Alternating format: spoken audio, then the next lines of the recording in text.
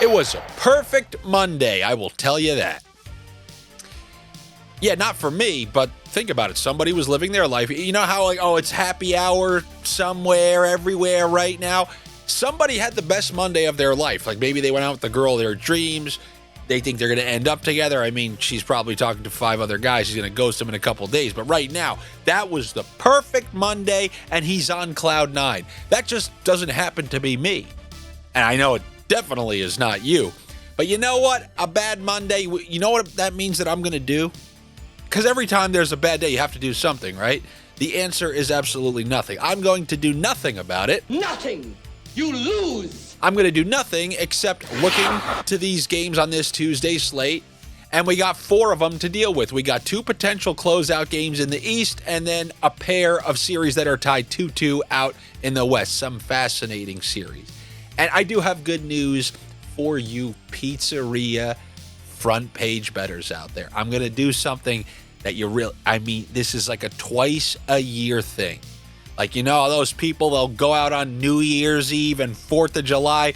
It's going to be one of those kinds of days. Something that you guys love doing, something that I despise doing. If a money line isn't enough of a donkey play, the only thing you can do worse is chase a -1.5 when if the other team scores, you're already down 3 goals. A lucky bounce, you're down 3 goals to start. And that's what I'm going to start with here on this slate. And that is with the Carolina Hurricanes over the New Jersey Devils in a potential closeout game. This is a series that I told you guys was essentially going to be a waxing. You have the Scam 5 Devils against a team that has never lost in the first round of the Stanley Cup playoffs, a team who's always great on their own home ice during the regular season and in the playoffs. And in a potential closeout game, I think you're going to see more of the same, what you saw in those first 2 games. I think you're going to see the New Jersey Devils held down, and you're going to see Carolina with a chance to close out this series, close it out on their own home ice. And I'm going to go with the dreaded puck line -1.5, but there is a reason that I'm doing that. When there's a team that's about to get eliminated, and if they're down by 1 or down by 2, that's it. It's the last game of the season. You will see their coach pull the goalie early and often. You know, you hope to be up by 2, but even if they're up by 1, I think Sheldon Keefe will pull that goalie with a good 3 minutes left, and I think they'll pull him again down 2, down 3. There's no limit to how often a coach will pull the goalie when it's the true elimination game, final time on the ice at the end of the season. So while I like that -1.5, I guess the crazier thing would be -2.5. But to me, why would I do that when I can just try to nail some line combos, all right? I know.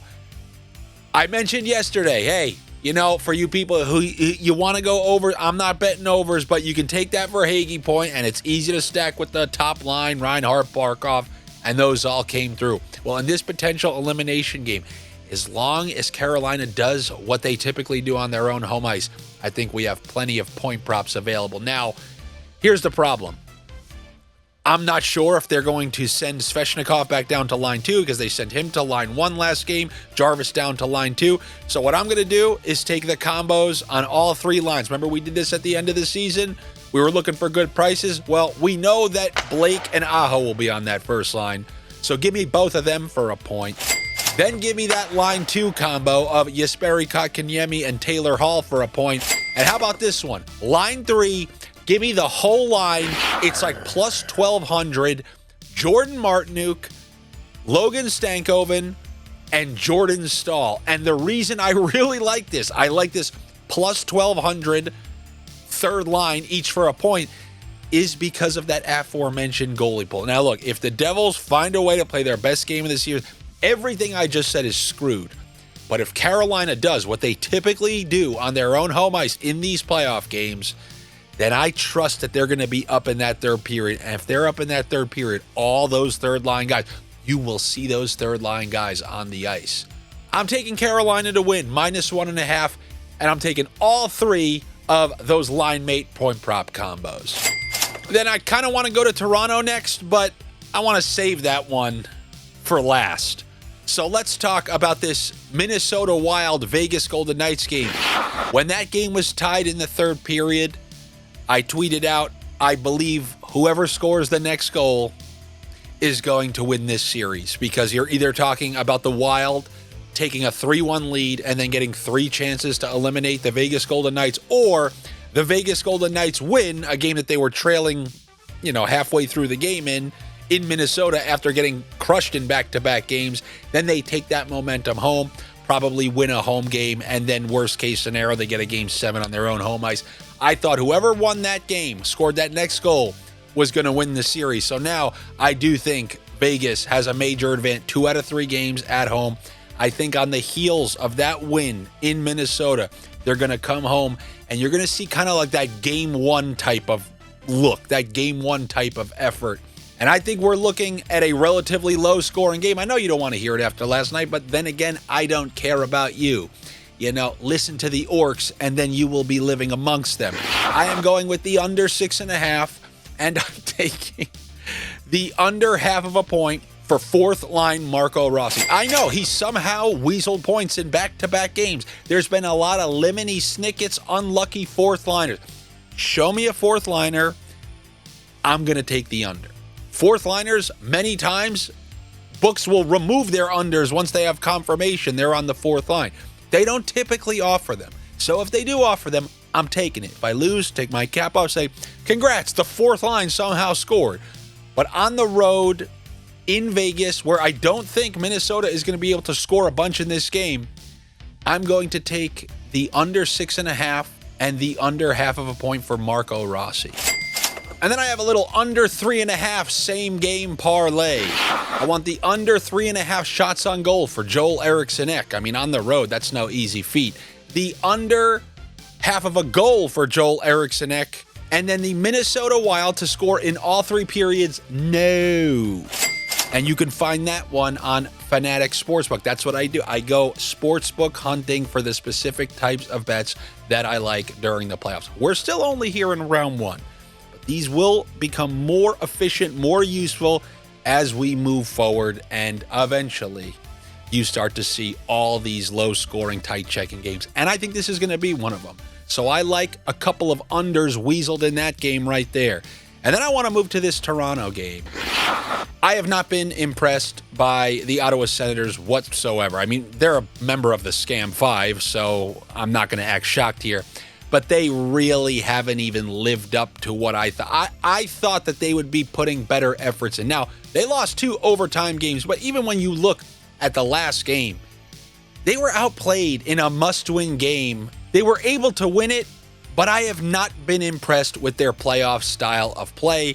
And it seems like, okay, you weaseled an overtime game you were mostly outplayed in. Your goalie came up with some huge saves in overtime. It feels like it's going back to Toronto. They're getting waxed and the series over. That's it.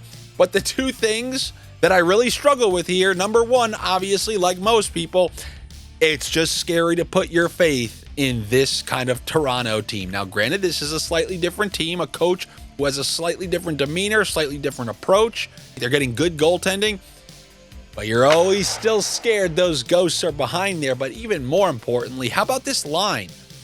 Look at the Carolina line against the New Jersey Devils. That's a pretty juicy line. That's what I'd expect. I wasn't expecting the Toronto Maple Leafs to be that high, but I was expecting it to be relatively close. Pretty close. I was looking for minus 200. A home game for the Toronto Maple Leafs against Ottawa, who they won the first 3 games against and were mostly outplaying in that 4th game. And now they're going home with a chance to close the series. Minus 170? It just feels like everyone's going to be clicking them. And I'm going to pause my click. I want to say it. Rats don't typically live on ice. But why am I going to force the issue? Money lines or donkey lines, I know this anyway. The next thing I'm looking at, Ottawa hasn't scored more than 2 in Toronto. Toronto's getting great goaltending. I'm even scared to... Why am I scared? Toronto's played well. They've played it better than I've thought. They've showed us some playoff poise. They've done some things like play pretty decent defense. They're getting good goaltending. I feel like they're being coached well. Why am I scared to click on their name? And why am I scared to click on the under 2.5 goals for the Ottawa Senators? I want to take it, but I'm not going to do it. I'm not going to do it. But I will say there's always a place for a fourth liner to show up on my under chart. And I just want to, if you need any sort of juice on anything that you like, any of your own stuff, I'm using Fabian Zetterlund under half of a point to juice any other random plays. I do like that under half of a point for Fabian Zetterlund. And I must say, in that late Kings-Oilers game, I am disgusted. I picked the Oilers to win this series closely because I was like, you know what? When push comes to shove, I trust their special teams. But the Kings special teams has delivered. Although the Oilers special teams has woken up. I'm just disgusted because the Kings have outplayed them so thoroughly in like 90% of this series. And it's 2-2. And if the Oilers find a way to win this series, it's once again a great reminder the better team does not always win the series. I mean, even if these Stars win the series, the Avalanche have looked like the better team the majority of the time. So many times in hockey, whether a goalie steals a series or bounces go a certain team's way, the better team does not always win the series.